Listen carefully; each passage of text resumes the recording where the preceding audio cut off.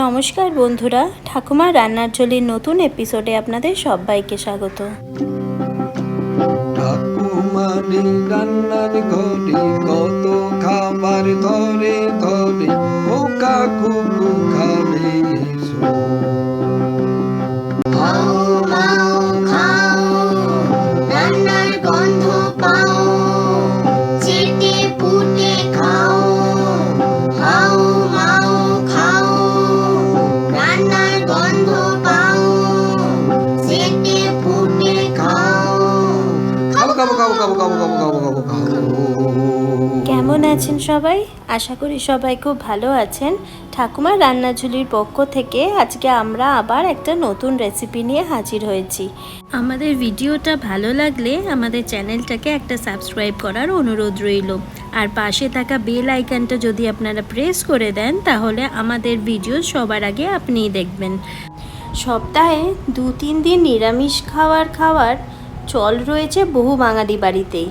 আর এমন দিনে কী পদ রান্না করা যায় এই চিন্তায় অনেকেরই স্ট্রেস বাড়ে। তবে আর চিন্তা নেই, কারণ আজ যে রেসিপিটির হদিশ দিতে চলেছি তার স্বাদে নিরামিষ দিনের খাবার টেবিলে ঝড় উঠবে। আজ আপনাদের সাথে পটলের একটা রেসিপি শেয়ার করব। নিরামিষ দিনে এটা যদি আপনারা বাড়িতে তৈরি করেন তাহলে এক থালা গরম ভাত এই দিয়েই উঠে যাবে। এই রেসিপিটার নাম হলো পটল ভাপা। আমাদের বাড়িতে আমরা পটল ভাপা কী করে করি সেটাই আজকে আপনাদের সাথে শেয়ার করব।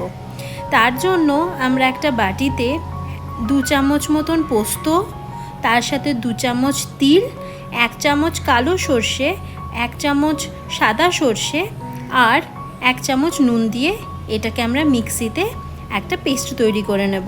আপনারা চাইলে কিন্তু এটা শিলেও করতে পারেন, কিন্তু আমরা এখানে মিক্সিতে করেছি। আর সাথে দিয়ে দেব কয়েকটা কাঁচা লঙ্কা দিয়ে দেখুন এরকম জল দিয়ে একটা পেস্ট তৈরি করে নেব।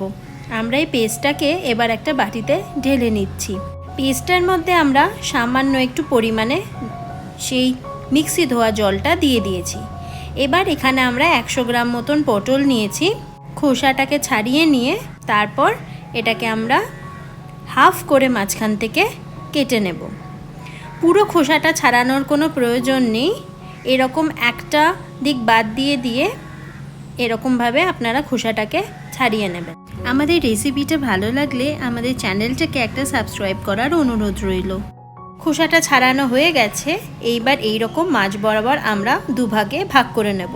তো সব কটা পটলকেই আমরা এইভাবে দুভাগে ভাগ করে নেব। তাহলে চলুন আগে পটলগুলো দুভাগে ভাগ করে নিই, তারপর আপনাদের পরের স্টেপটা দেখাচ্ছি। সব কটা পটল আমাদের কাটা হয়ে গেছে। এবার এটা আমরা একটা বাটিতে নিয়ে নিয়েছি। এবার এই পটলের মধ্যে অল্প একটুখানি হলুদ আর নুন দিয়ে একটু ভালো করে পটলগুলোকে আমরা মাখিয়ে নেব।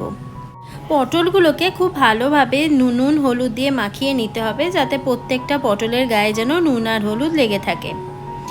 এবার এই পটলগুলোকে আমরা 2 মিনিটের জন্য রেস্ট হতে দেব। এবার একটা কড়াইয়ের মধ্যে আমরা পটলগুলো ভাজার জন্য পর্যাপ্ত পরিমাণে সর্ষের তেল গরম করতে দেব। সর্ষের তেলটা একটু গরম হয়ে এলে এবার ওর মধ্যে যে নুন হলুদ মাখানো পটলগুলো ছিল সেগুলো আমরা এবার দিয়ে একটু লাল করে ভেজে নেব।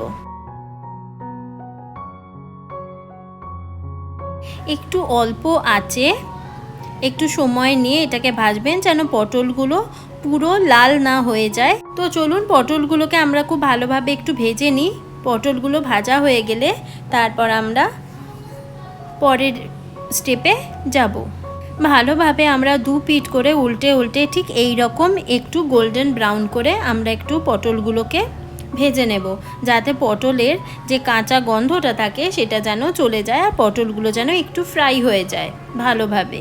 পটলগুলোকে এবার আমরা একটা থালায় তুলে রেখে দিচ্ছি। দেখুন এই রকম যেমন লাল করে ভাজা হয়েছে ঠিক এই রকমই লাল করে আমাদের ভাজতে হবে, এর বেশি ভাজার কোনো প্রয়োজন নেই। এবার এখানে আমরা একখানা টিফিন বক্স নিয়ে নিয়েছি। সেই টিফিন বক্সের মধ্যে প্রথমে যে আমরা পেস্টটা তৈরি করে রেখে দিয়েছিলাম সর্ষে আর পোস্ত দিয়ে, সেই পেস্টটা দিয়ে দিয়েছি। তার মধ্যে দিলাম অল্প একটু হলুদ আর একটু কাশ্মীরি লঙ্কা গুঁড়ো, আর এবার এর মধ্যে দিয়েছি নুন আর অল্প কয়েক দানা চিনি। আর দিয়ে দিলাম এখানে 2 বড় চামচ মতন একটু দুধের জন্য এতে খুব সুন্দর একটা টেস্ট আসবে। এবার এর মধ্যে আমরা দিচ্ছি কোরানো নারকেল। এই ধরুন 1 টেবিল স্পুন মতন এখানে কোরানো নারকেল দিয়েছি। এতে কিন্তু পটল ভাপার টেস্টটা খুব সুন্দর আসবে। এবার সব জিনিসগুলোকে খুব ভালোভাবে আমরা একটুখানি মিক্স করে নেব, যাতে সব উপকরণ একসাথে মিশে যায়। আমাদের রেসিপিটা আপনাদের কেমন লাগছে আমাদের কিন্তু অবশ্যই কমেন্ট করে জানাবেন। আর আমাদের রেসিপিটা ভালো লাগলে আমাদের চ্যানেলটাকে একটা সাবস্ক্রাইব করার অনুরোধ রইল।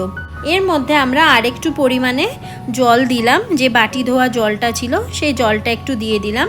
এবার এর মধ্যে আগে থেকে যে ভেজে রাখা পটলগুলো ছিল সেই পটলগুলোকে আমরা এবার এই মিক্সচারটার মধ্যে দিয়ে দেব। পটল থেকে যে জুসটা বেরোবে সেটাও কিন্তু দিতে একদমই ভুলবেন না, এর মধ্যে প্রচুর ফ্লেভার থাকে। এবার পটলগুলোকেও এই সর্ষে পোস্তর মিক্সচারের মধ্যে খুব ভালোভাবে একটুখানি ডুবিয়ে দেব। আপনারা সেই পরিমাণে একটু জল ব্যবহার করবেন যাতে পটলগুলো যেন সব এরকমভাবে ডুবে থাকে। আমাদের রেসিপিটা ভালো লাগলে আমাদের চ্যানেলটাকে একটা সাবস্ক্রাইব করার অনুরোধ রইল। আর উপর থেকে এবার আমরা একটু কাঁচা সর্ষের তেল ছড়িয়ে দিলাম, আর সাথে দেব 2 কাঁচা লঙ্কা। আপনারা যে যেমন ঝাল খাবেন সেই রকম বুঝে কিন্তু এখানে কাঁচা লঙ্কা ব্যবহার করবেন। কাঁচা লঙ্কাগুলোকে অল্প একটু চিড়ে আমরা গোটাই দিয়ে দিয়েছি এর মধ্যে। এবার এই টিফিন বক্সের ঢাকনাটা আমরা আটকে দেব। অপরদিকে আমরা এখানে একটা কড়াইয়ের মধ্যে জল গরম করতে বসিয়ে দিয়েছি। জল এমনভাবে দেবেন যাতে টিফিন বক্সের হাফ যেন একটু ডুবে থাকে, পুরোটা যেন ডুবে না থাকে। তাহলে কি হবে, যখন এটা বয়েল হবে তখন কিন্তু জল টিফিন বক্সের মধ্যে ঢোকার একটা চান্স থাকে। 10 থেকে 12 মিনিট মতন আমরা এটা খুব ভালোভাবে ভাপিয়ে নেব। দেখুন আমাদের পটল ভাপা কিন্তু একদম রেডি। কি টেস্টি এখনই দেখতে লাগছে। এটা কিন্তু খেতে খুব টেস্টি হয়েছিল। আপনারা যে যেমন গ্রেভি রাখবেন সেই মতন কিন্তু একটু জলের পরিমাণ দেবেন, কিন্তু পটল ভাপা এইরকম একটু মাখাই ভালো লাগে। আমাদের রেসিপিটা আপনাদের কেমন লাগলো আমাদের কিন্তু অবশ্যই জানাবেন। আর আপনারা আমাদের সোশ্যাল মিডিয়া প্ল্যাটফর্মেও আমাদের জয়েন করতে পারেন। আমাদের রেসিপিটা ভালো লাগলে আমাদের চ্যানেলটাকে একটা সাবস্ক্রাইব করার অনুরোধ রইল। আমাদের রেসিপিটা লাস্ট অবধি দেখার জন্য আপনাকে অসংখ্য ধন্যবাদ। সবাই ভালো থাকবেন, সুস্থ থাকবেন। আমরা পরের দিন আবার একটা নতুন রেসিপি নিয়ে চলে আসব।